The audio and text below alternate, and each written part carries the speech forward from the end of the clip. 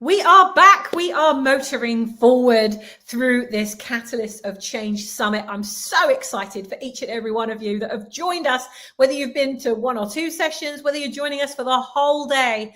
I hope you are feeling as inspired and motivated as I am. It's like every single catalyst that talks, I'm like, I need that, I need that, I need that, I need that. Maybe you are feeling like that too.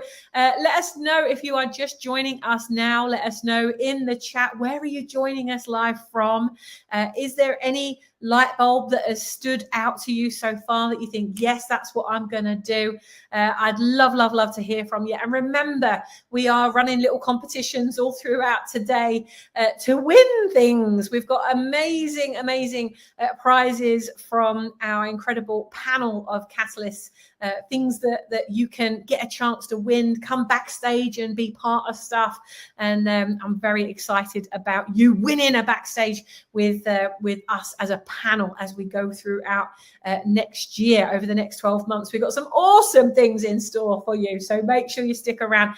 More importantly, make sure, if you haven't bought the book yet, go to the link that's on the screen. Go buy the book. Buy it for somebody else. If you buy the Kindle version, by the way, you can actually buy many Kindle purchases. You can buy them, like you buy a bulk of 5, for example.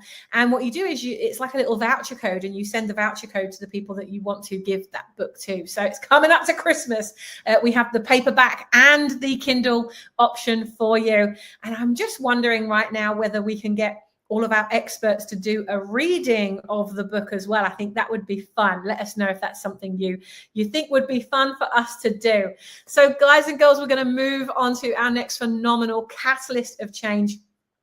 This is somebody who absolutely walks, pardon the pun, his talk. He is making change. He's making ripples. He's supporting people to create habits that really create sustainable change. And of course, as you know as well as I do, it's the little habits that we put in place in the areas of our life that really exceed, excel, expand, and accelerate our businesses. So if you are in business or you're thinking of going into business, then you want to be listening to what this incredible change maker's got to say. Let's get him up onto the global stage, Mr. Mike Dales. Woo! Hey. Thank you for that introduction. Hey, Mike, I'm so excited to have you on here because, you know, we talk to experts all the time about, you know, look, you've got to find time for exercise. And I'm sure that other people on the other side of the screen are going to be like, oh, no, I haven't got any time. How am I going to find time for exercise? But that's why you have written a book called, with the very title, Find Time for Exercise, because if you can do it, anyone can. So I want to take everybody who's either watching or listening through a little journey with you of how you found the time for exercise, because you have a busy life. You somehow managed to fit it in. Walk us back to a time when, you know, without touching on the chapter, because obviously your story is in there, but take us through a story that you didn't write. What didn't you put in the chapter that almost made the cut, but it didn't quite make it in the amount of words you had?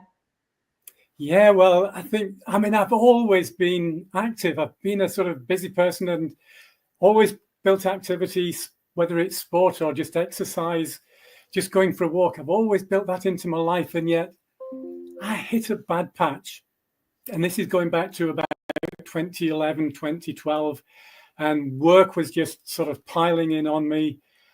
And I was still taking exercise, but I sat down and analyzed it one day. And what I realized was I was going absolutely berserk 2 or 3 days a week and doing nothing, totally sedentary lifestyle, the other 4, 5, 6 days a week sometimes. And I realized what was happening with that. It was leading to more and more illnesses, leading to mental health problems.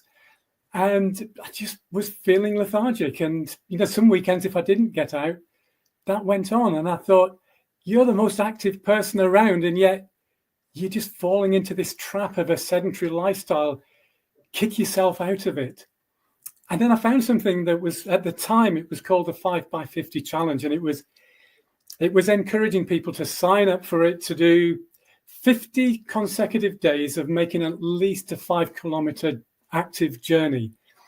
And both myself and my partner, we signed up, we did it, we felt better for it at the end of it.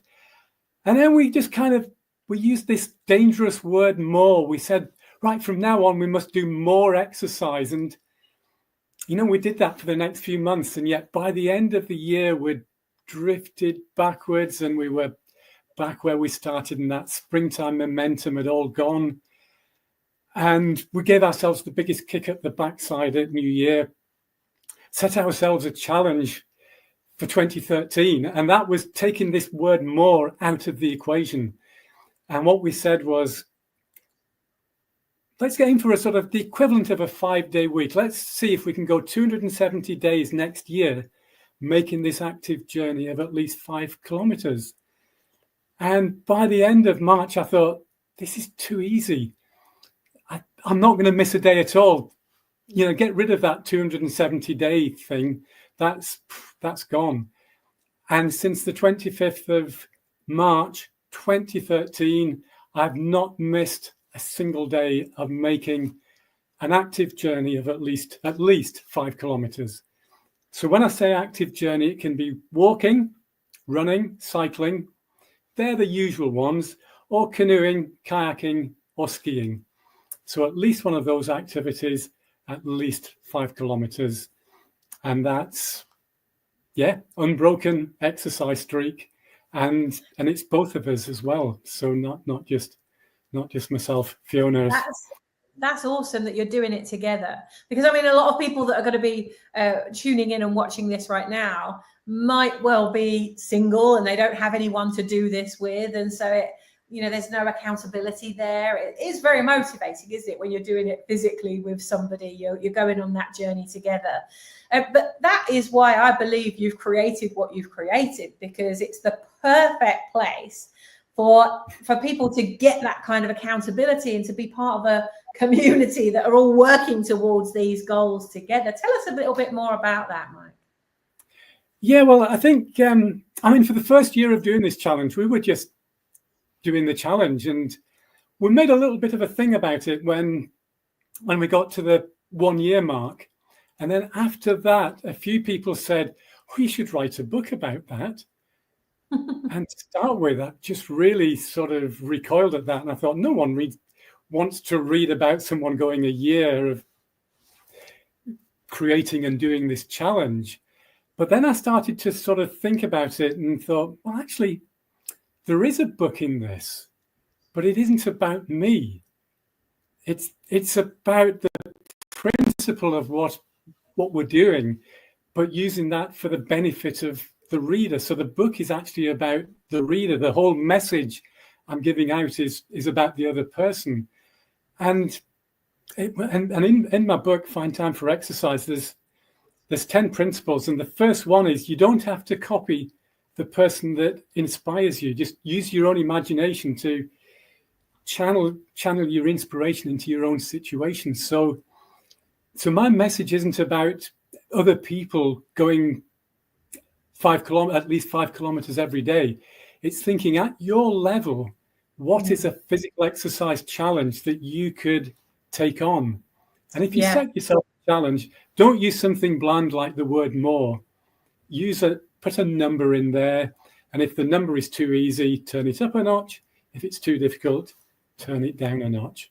And that's the basis of my message. And I think everyone at whatever level they're at could sort of gain inspiration from that and come up with a challenge. And if you just don't like the challenge, just scrap it and start a new one. Yeah, it's not a life sentence when you commit to the challenge. I love your message because so often we pick things up and we set such massive intentions and we try and do things that other people are doing. Like you said, we started with 5K, but then you were already physically fit, and this was like a next level for you. But for somebody who's not, maybe sitting at their desk all the time, or traveling around and they're sat in a car all day or in a lorry or something, to go from that to 5K is probably going to be quite emotionally tough, let alone physically tough thing to like push themselves to do that. But to go just that little next level, like you say, do that next notch up. I want to come to your chapter where, you know, we're not going to read the whole chapter, but there's this little insert in there that I think really talks about exactly this, this part of the topic, because it is such a big topic. But when you say this, you say the truth is building an active lifestyle is a journey that looks very different for everyone. If you're feeling the weight of a stationary job or constant travel, start with a challenge that fits your life, something that feels achievable. When we find what works for us and enjoy it, we're already halfway to creating a sustainable habit. So I want to now jump onto habits, Mike, because, you know, it's easy. New year, we all make New Year's resolutions. We heard about yours and then it waned by the end of the year. How do we actually turn this into a habit? You know, so you find something that you maybe enjoy or that you're interested in, but it's so easy, you know, things come up. A deadline needs to be met. Some, you know, a client calls, something happens, the kids fall, you know, end up in A&E or like whatever. There's always something. How have you managed to, even in spite of, you must have had things like that happen for you. So how have you managed to keep your 5K, which was your challenge? We're talking about setting challenges here. How did you manage to keep your commitment and not miss a day in like over a decade? I think a big part of that is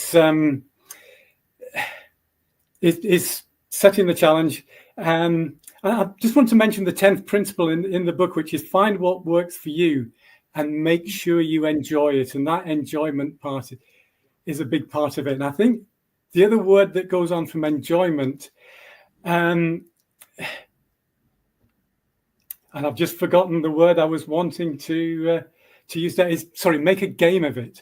It's a game. And I think that's the key one, because we have this thing of, yes, this overall big challenge is a game for us, but we set it to spice it up a little bit, to make it different this year from last year. We set a sort of an in-between challenge of something for the year. A few years ago, it was, I'm going to cycle 2017 miles in 2017. So again, it was putting a number on it, and it just meant that for that year, really push the cycling. But that can be for a month as well. This month, we're going to walk at least 250 kilometers. It just gives you that game on the first day of the month, that by the end of the month, we want to get to that number.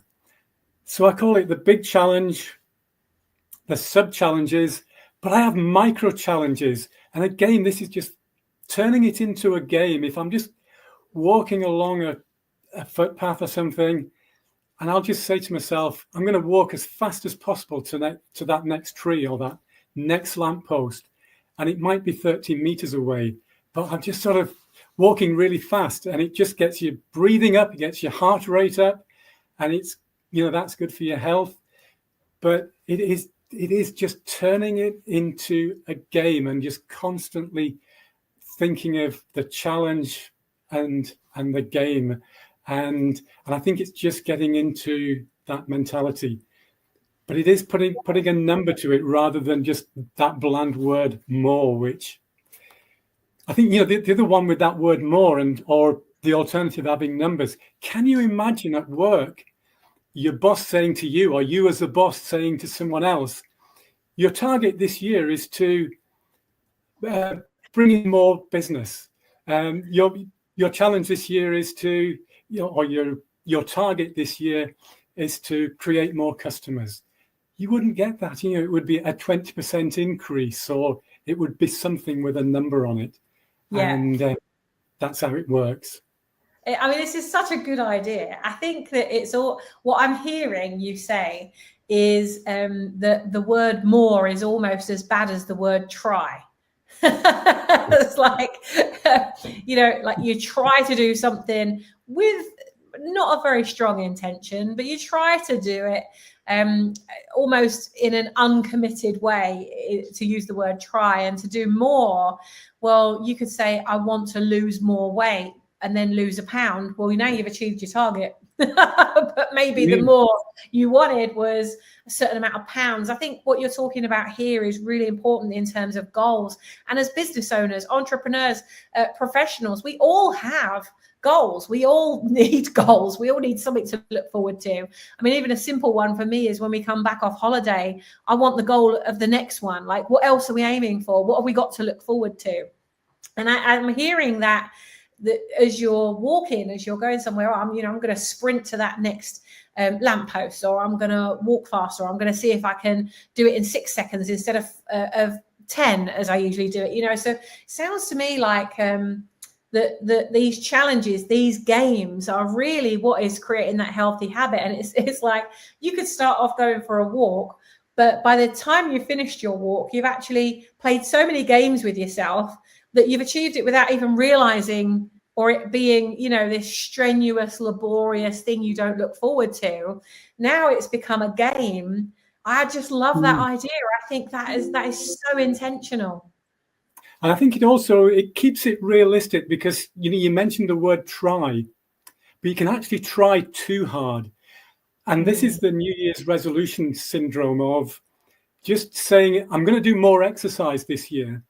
And people go so crazy for the first 7 days of the year, doing if you reverse engineered what people do between the 1st and 7th of January, it's as if it said, my target for this year is to run 1,500 kilometers. If you come in from a position of hardly having done any exercise, you would not set that target. And yet that's what people do in the first week of January. And by the 14th of January, they've given up because actually they tried too hard, couldn't keep it going. Whereas if you set a realistic target of, I'm going to I will walk 500 miles this year. You can probably do that, and you can work out what you need to do per day, per week, per month, and achieve it.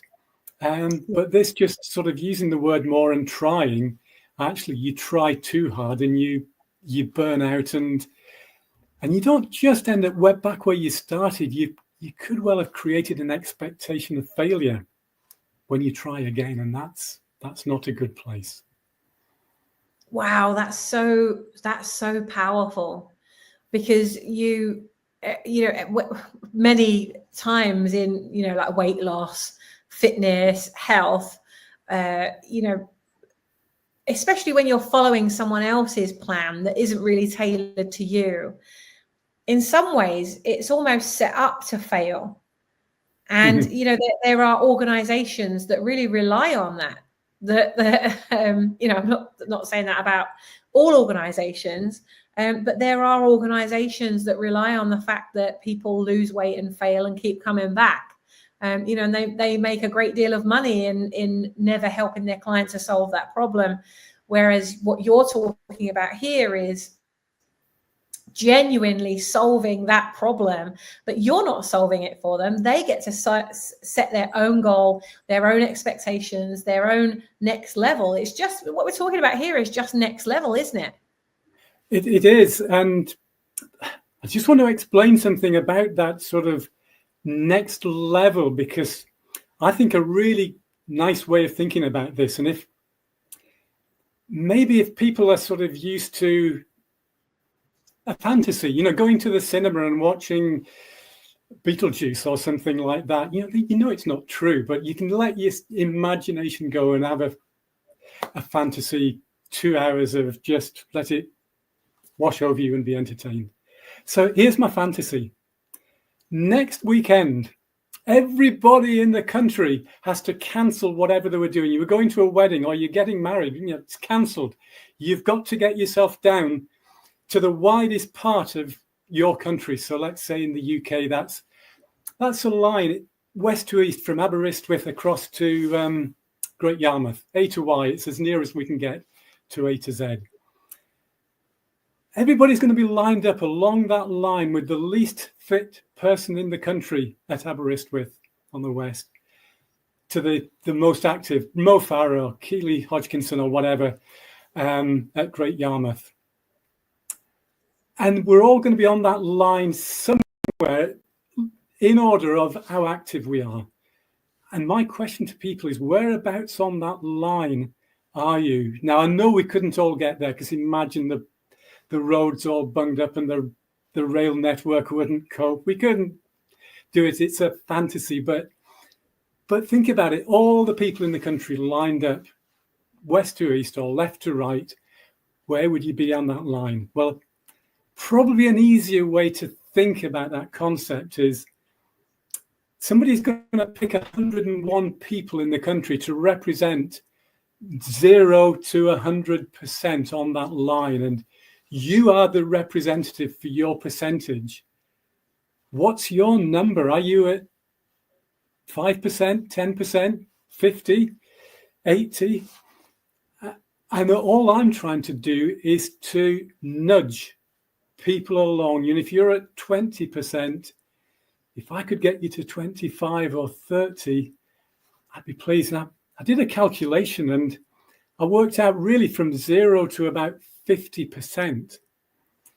If you do 7 more minutes of exercise per week, which is 1 more minute per day, you will move 1%.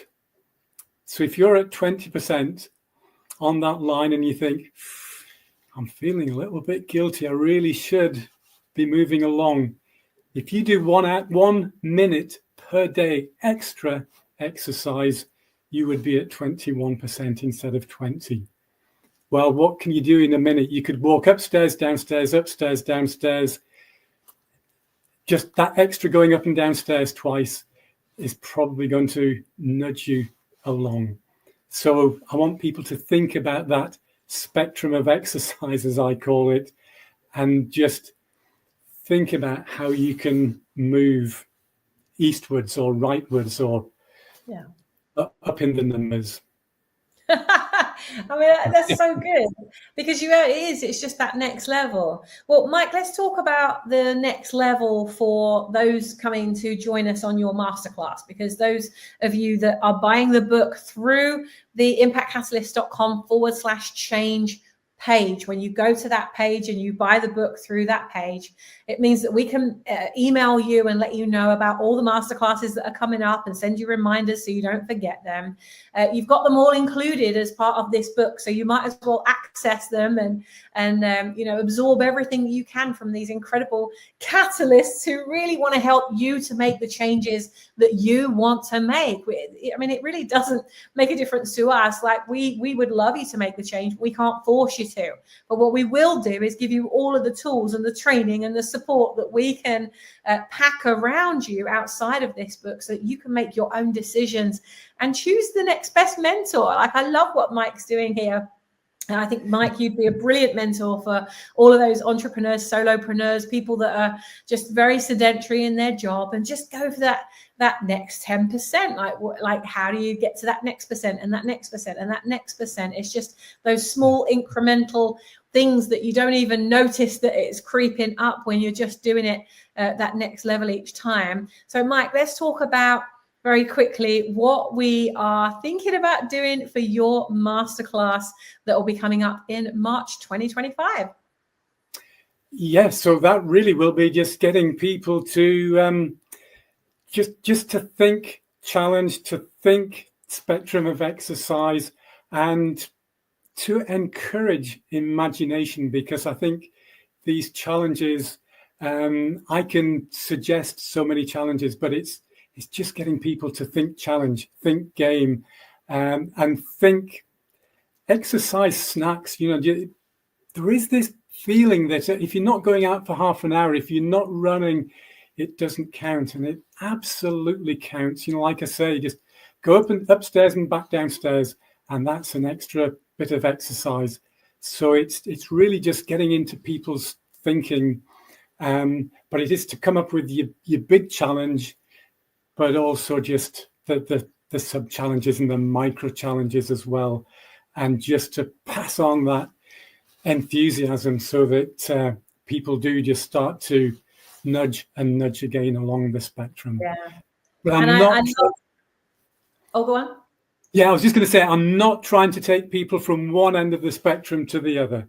You know, when someone goes from 20% to 90%, they're in the newspapers, they're on the local radio station. That's not what I'm about. It is just getting people from 20 to 30 or 30 to 40. That's where I'm at. Yeah, well, I'm looking forward to that because it's the perfect time of year, isn't it? It'll just in spring, it'll just start to be warming up, better opportunities for getting outside, getting that fresh air. The results that your business and your job, you know, whatever it is you're doing, whether you're working for you or working for someone else, there cannot be anything but benefit that comes from this.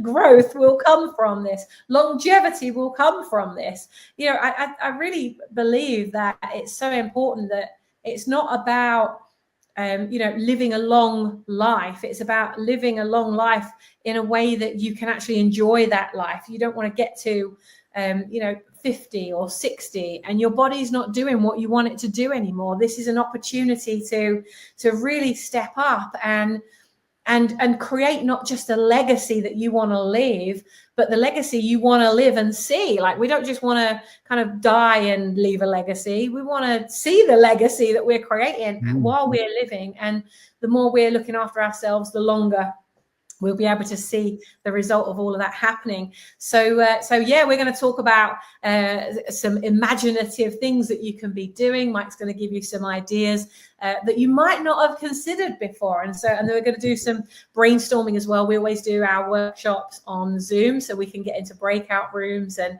explore and have fun and brainstorm on stuff. So I'm sure there'll be some of that goes on. Mike, is there anything that you want to leave us all with as we end today's session? I think anyone who's watched this before the end of today, just take some exercise that you wouldn't have done if you'd not listened to this. So make listening to this this interview just for the inspiration to walk an extra kilometre or something like that, or go up and down the stairs 2 or 3 times. But just raise your heart rate, raise your breathing, and feel that, yeah, I got something from watching that. And then think about tomorrow. Yes, yeah, just one day at a time. You know who you are. Those of you that are sat there right now, you just know. So I'd love to see in the chat, what are you going to do? What one extra thing are you going to do today that will get your heart rate up and keep it clean? So guys and girls, we are going to move on to our next phenomenal change maker. Mike, thank you for making the time for us. You make the time for exercise. You made the time for us today. I've loved this. I love your chapter, guys and girls. Make sure you go and buy that book. Buy it for someone else. Brilliant Christmas gift. We are coming up to Christmas, so buy a few. We've got the paperback version is live. The Kindle version is live, and all you got to do is go to that link to access all of that, plus all of the amazing masterclasses and resources that we're going to be dishing out over the next 12 months. Mike, thank you so much. I love you. And guys, you know, think about one thing you can do, even just some squats while you're watching this. I'm stood up right now. I don't know that it's going to go. I feel like saying hello, hello, hello. Yeah, you can do some dancing while we're talking. Yeah, I mean, there's all kinds of stuff you can do, isn't there, to get yourself moving. But if you are thinking about moving a bit more, then let's think about what else you could be doing. And we're just going to leave Mike just going in. He's just going off on his own routine now. So guys and girls, we'll be back in a couple of minutes. Have fun, and we'll see you very soon. Bye for now.